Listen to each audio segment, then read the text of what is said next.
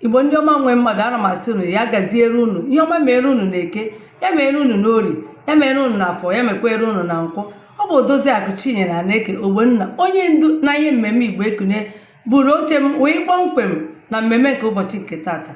Kedu ihe m ji bịa n'ụbọchị nke tata? Ana m ajụ unu sị, unu chetakwa na ọnwa anyị nọ ugbu a ọnwa asatọ, oge a na-eme ihe owuwe ihe ubi, ọkachasị ji. Kedu ebe iso na ya? Ịkọkwara ji? Igosiri ụmụ gị ka esi akọ, ka esi eri? Unu mara ji bụ isi ihe owuwe ihe ubi ndị Igbo, bụ isi ihe a na-akọ akụ ndị Igbo. Ya ka eji eme gịnị? Iri ji. A na-eme ya na mpaghara ebe dị iche iche, ndị nọ mba ofesi na-eme, ebe ọbụla ị nọ a na-eme iri ji. Isokwe na ya?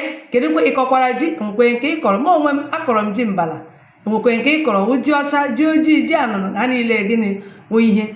Ọ bụrụ na ịkọ ha, gbalịa ahụ dị gịnị ibido kọwa so na ihe a na-eme, ka ọ na-abụ azụ oke ihe eri udere atọtuo ngịga, ka onye Igbo pụta na-ekwu okwu ji soro na-ekwu.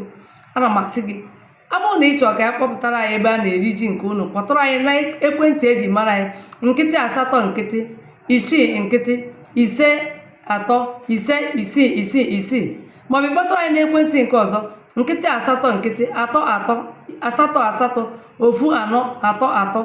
Ọ bụ ebe anyị ga-aga n'oge na-adịghị anya na-eme iri ji. Anyị ga-egosikwa unu ka o si ada. Gbalịa gịnị na ịhụ gịnị ka ị soro ibe gị na-eme ihe mmemme iri ji.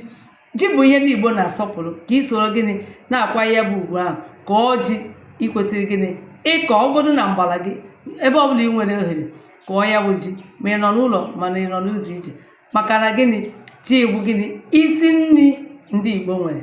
Gbalịa gịnị iso na ihe a na-eme. Ị gakwa n'akara eji mara anyị na YouTube, bịanyekwa aka n'ịhụnanya, like, gbasakwa ya bụ ozi, wee kpọtụrụ anyị. Anyị ga-abịa ebe ọbụla isi anyị bịa. Ịnọgoro mba ofesi kpọọ